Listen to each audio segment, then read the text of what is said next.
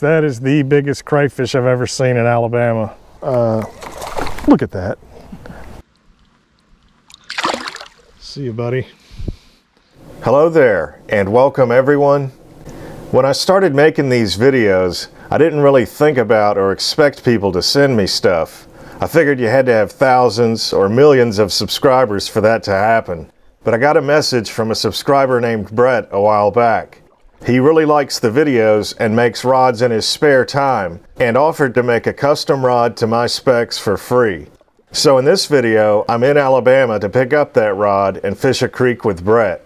Neither of us has ever fished this creek, but it's in the Tennessee River drainage, so there are 3 native species of black bass: the smallmouth bass, the spotted bass, and the largemouth bass. There are also 2 non-native species of black bass in the Tennessee River drainage: the red-eye bass and the Alabama bass. And in most cases, wherever these non-native species have been introduced, you no longer find native smallmouth or spotted bass unless the introduction was fairly recent. So I want to thank Brett again for making this amazing rod. I really appreciate it.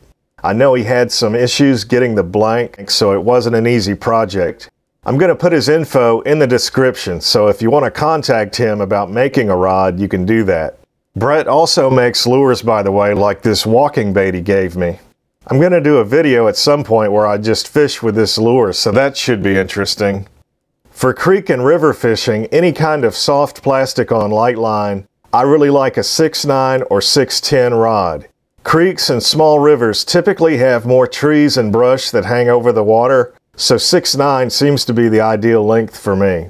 For larger rivers where you don't have as much overhead cover, I like the 6'10" for making longer casts and for keeping the line up off the water. You still have some trees, and I also do a lot of skipping, so the 6'10" is not too long. This rod is a 6'9", and it's made from a Cashion CR6R carbon fiber rod blank. It's a medium power with a fast action, and these are Fuji titanium torzite guides wrapped with vintage good broad thread. Brett used Sky Eye Blue Burl cork for the handles, which I've never seen before, but it not only looks good, I like the way it feels. It's got a lot of grip when it's wet, and if you do a lot of creek and river fishing, the rod handle stays wet most of the time, so this is something you may want to check out. Again, we've never fished this creek. I've never even seen anyone fish this section on YouTube, so we really didn't know what to expect. But I could tell on Google Maps it was a high gradient upland stream. You do find high gradient sections of streams in the Piedmont region, but true upland streams typically drain upland or mountain landscapes. This is the Cumberland Plateau, which is the southern part of the Appalachian Plateau in the Appalachian Mountains, and this creek flows right off the edge of the Cumberland Plateau into the Tennessee River. So this is a high gradient upland stream. So what does that mean? Well, when you have a really high channel gradient, the pools are not only shorter, they're often closer together. The higher channel gradient also produces the other characteristics of an upland stream: a stream bed dominated by bedrock and coarse sediments, a riffle and pool structure, and cooler water temperatures. The best time to fish an upland stream is when the water's low and clear. And you can either wade these creeks or fish them from a small light boat.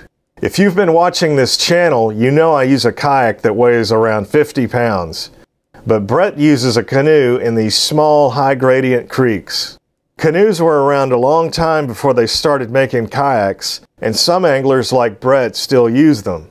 The canoe Brett has is a Dagger Genesis, which is a solo whitewater canoe they stopped making around 1996.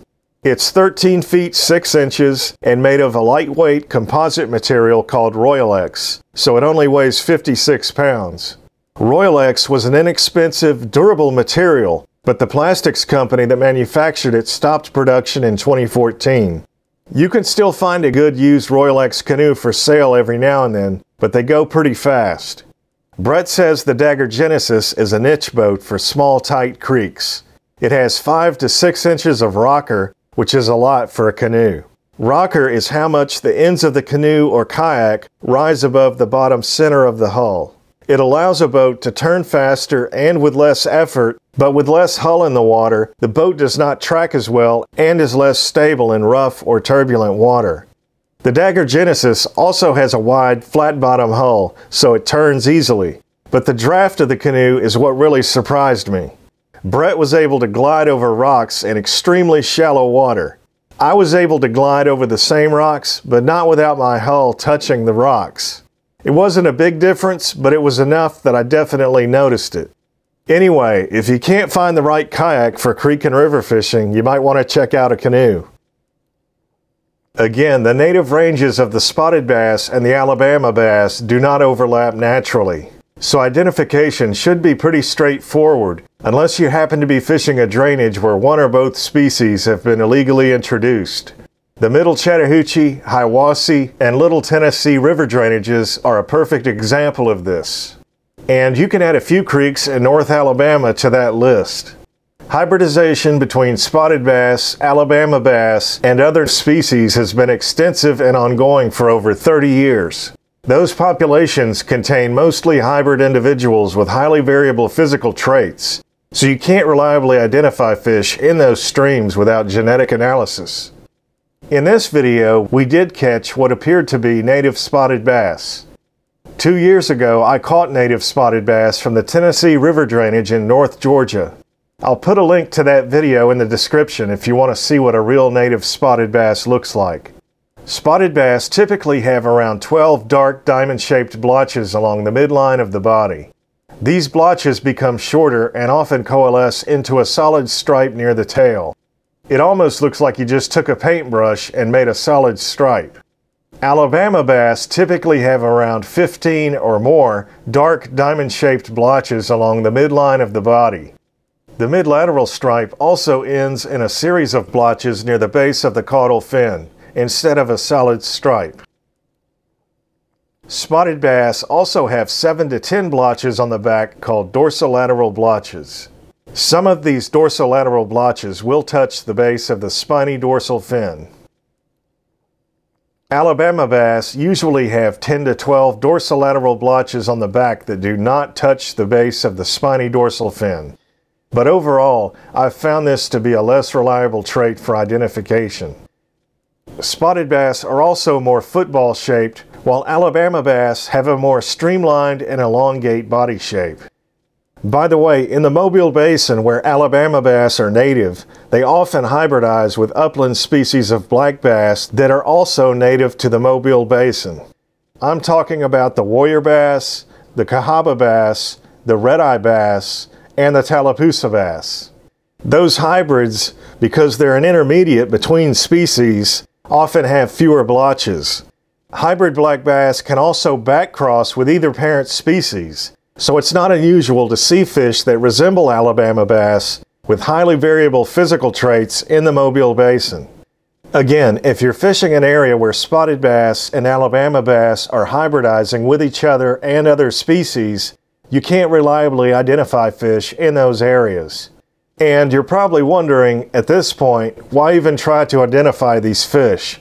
Well, if non-native Alabama bass have been illegally introduced, you're not going to have any smallmouth bass in that water body, unless the introduction was fairly recent. That's why you never want to move any kind of bass around, especially Alabama bass.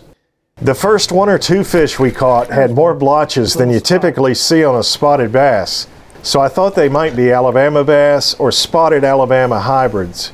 Anyway, let me know what you think in the comments. For now, I'm just going to label these fish spotted bass. So I hope you liked the video, and thanks for watching.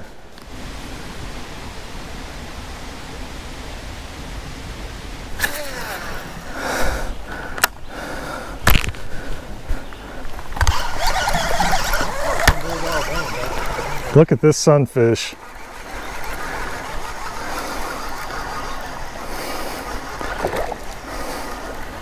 What in the world is that?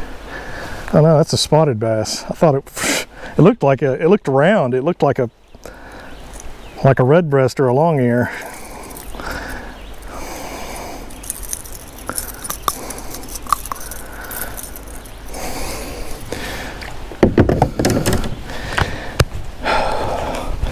This one, let's see.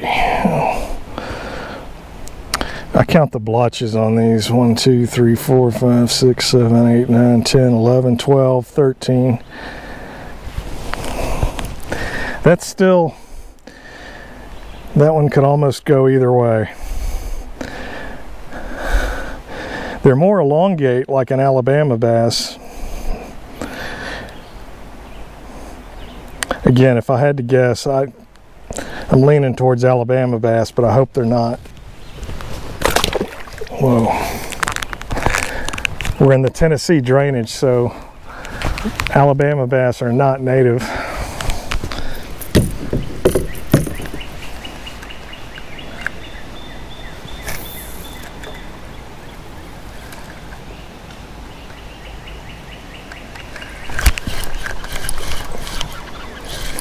Got a little spotted bass.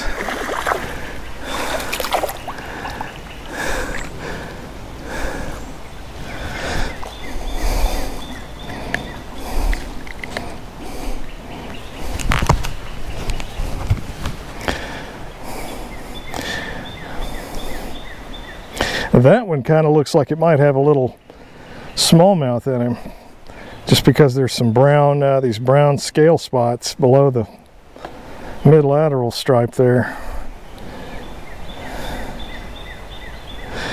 Oh, look at the crawl this guy's got coming up.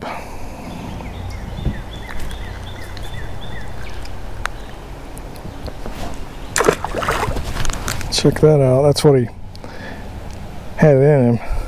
Little crayfish.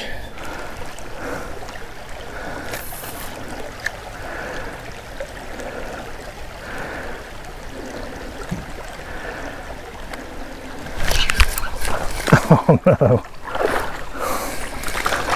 I think this one followed your topwater. Oh no, it's a little largemouth.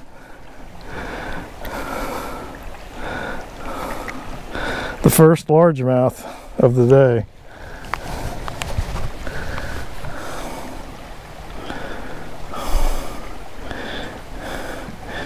Very interesting looking largemouth. See you, buddy. Oh yeah. There's something. That's a bass. It's not a smallmouth. It's too green.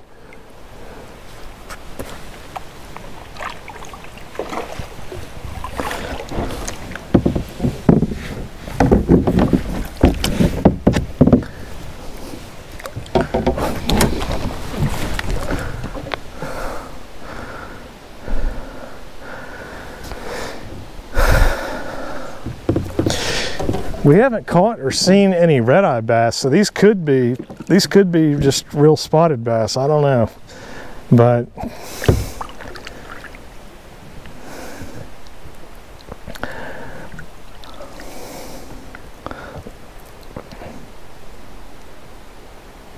on the old tiny torpedo. I really like these things. They seem to like them.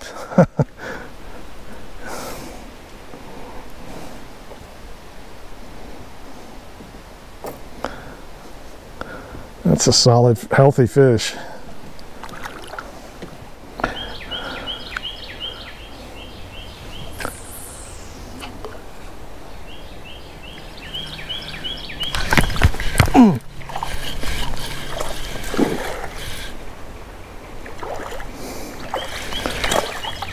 I saw that one and sight cast to him. It's a largemouth. Crazy largemouth.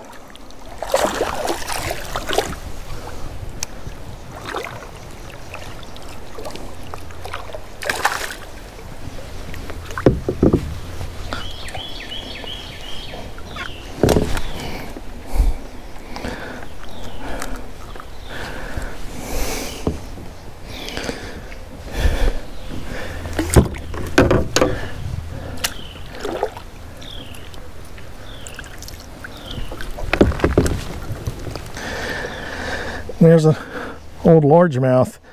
You wouldn't really expect to see one of these in a high gradient stream like this, but there are a lot of farm ponds that drain into this creek, so he could have come from, you know, one of those farm ponds.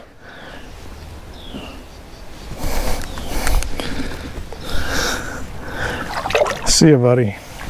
Oh my gosh, that is the biggest crayfish I've ever seen in Alabama. Holy cow. It's too deep for me to grab him.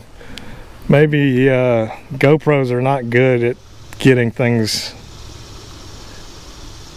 Do you want to see it? He just went under a rock, man, but this thing, it was 10 inches long. I've actually put some on this board before, so I know what a 10-incher looks like.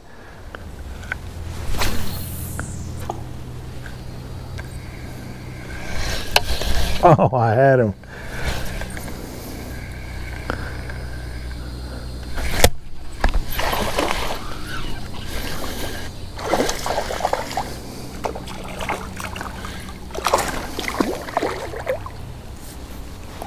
Another spotted bass on the panfish special.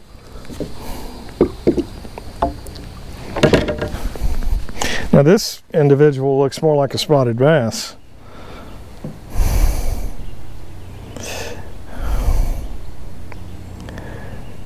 But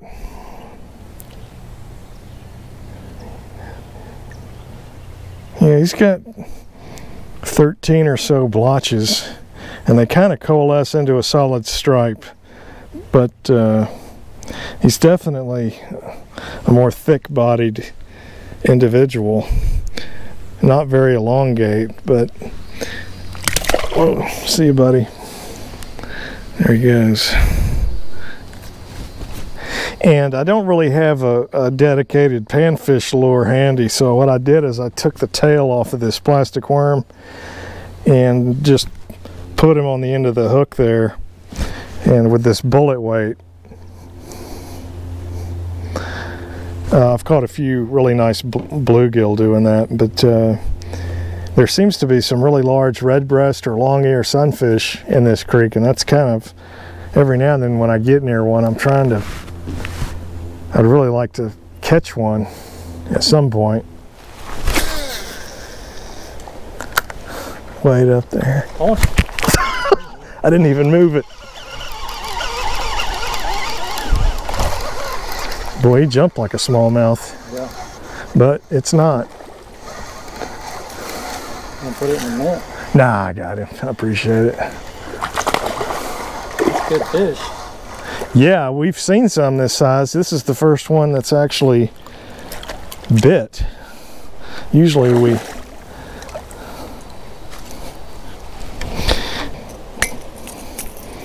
All right.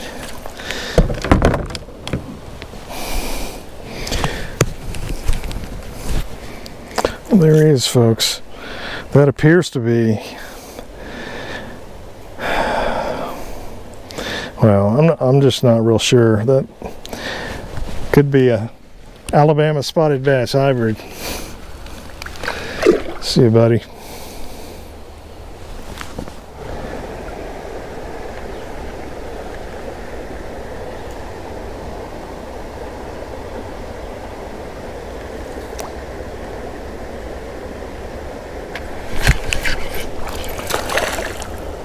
I just saw him right off the front of my kayak.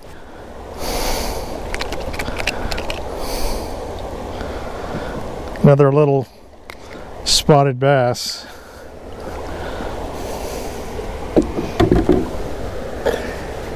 Every fish we've caught, every fish we've seen is some kind of spotted bass or spotted bass hybrid. Haven't seen any red-eye bass or any smallmouth bass. There's a real big spot right there.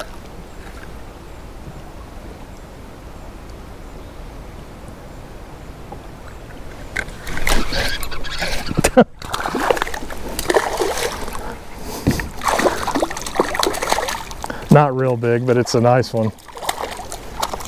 He was just swimming between our boats.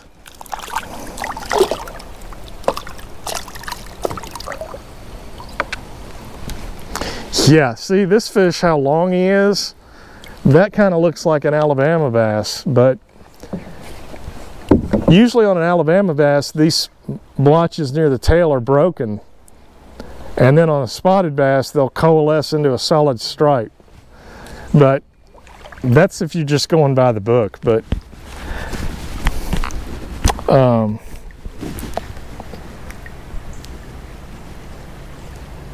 show them to the camera, otherwise they can't really see what I'm talking about. But yeah, that could be a spotted bass. I hope it is.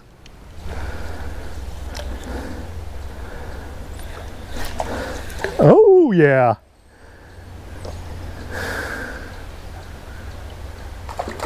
That one looks brown. That's not a smallmouth, is it? No. Okay. What about one that you caught a while ago? It looked brown. That looks like maybe the biggest one.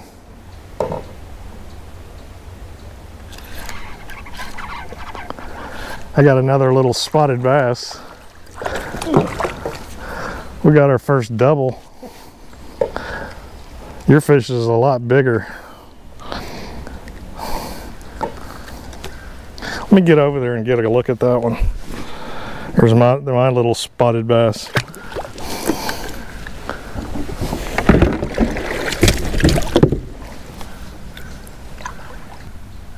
That's a nice one. Probably one of the larger ones we've caught, definitely. That one kind of looks more like a spotted bass, in my opinion. Good job, man. He crushed that topwater.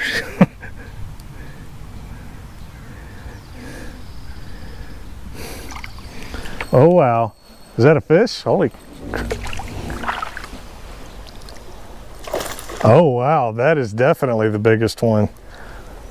Oh, there's two right here. There's another one with it. Well, just focus on landing that one because that's a good one, man. That's the biggest one of the day. We almost didn't come up here and fish this section. The one with it. Oh, really? I'm not gonna try and mess you up.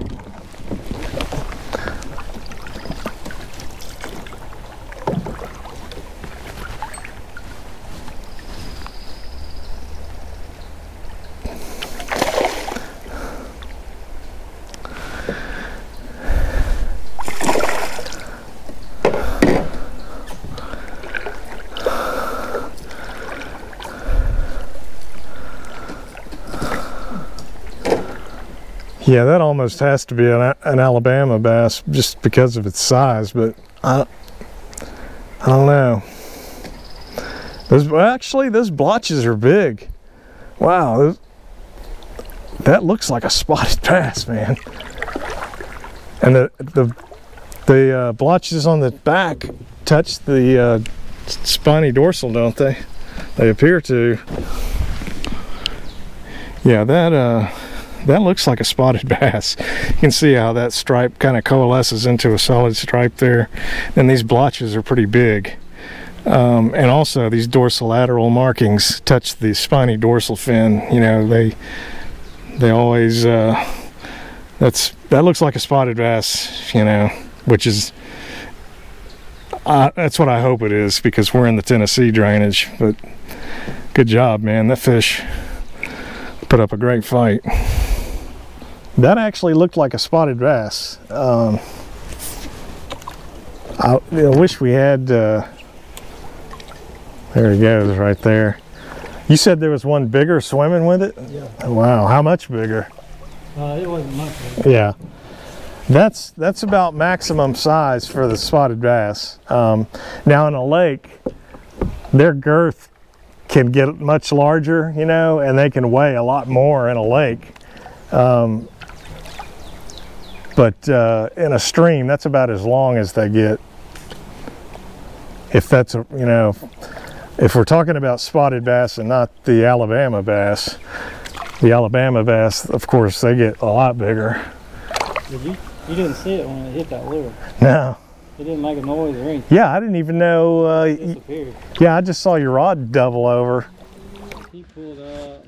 he was kind of acting kind of sketchy. So I thought, well, I'm gonna talk to him and see what he's got to say, so he's not over here acting funny, you know. Like I try to be, if I go somewhere and I see somebody, I try to be like real friendly with them, so maybe they won't go, oh, let's knock his windows out. And, oh yeah.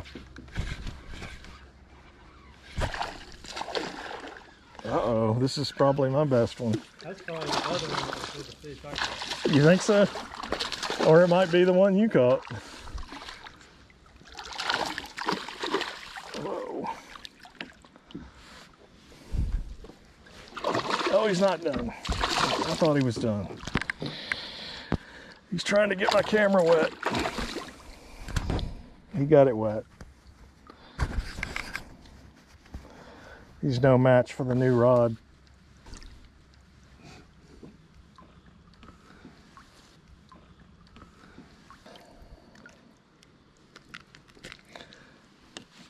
I don't know if he's as big as the one you got.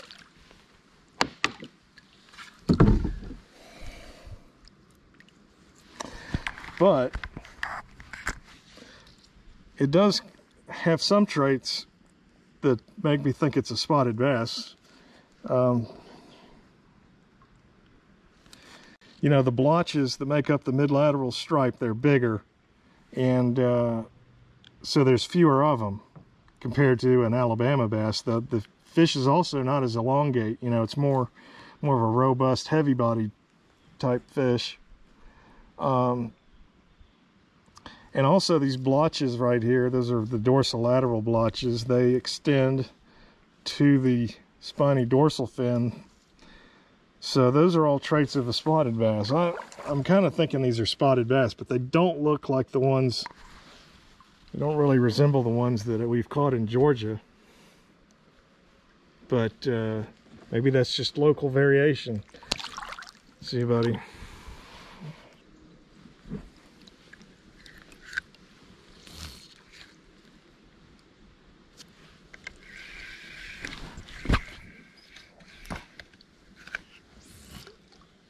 Do you know about Crump's Cave, just where that Whiteman Gorge is?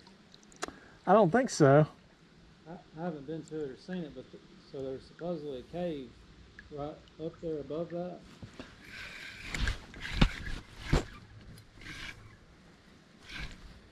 Wow.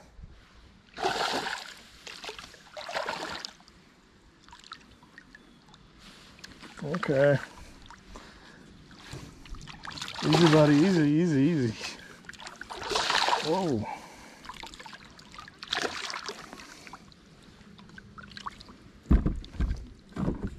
It's another pretty good one. These are some of the biggest ones we've caught all day up here in this larger section.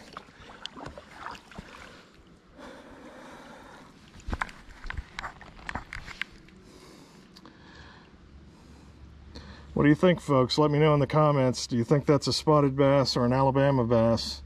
Those blotches are pretty big. They kind of coalesce into a solid stripe.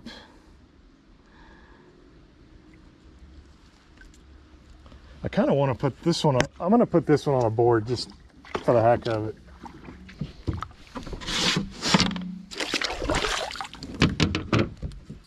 Okay, folks, there we go. That one's close to 16 inches. Let me know if you think that's a spotted bass or is that an Alabama bass. We're in the Tennessee drainage, so spotted bass are native. But there are several creeks in this area that have non-native red-eye bass and Alabama bass. And I'm kind of wondering, is this a spotted bass or is this an Alabama bass? See you, buddy. They make, you know, look at that. That's what I mean when that fish would have eaten a whopper plopper or a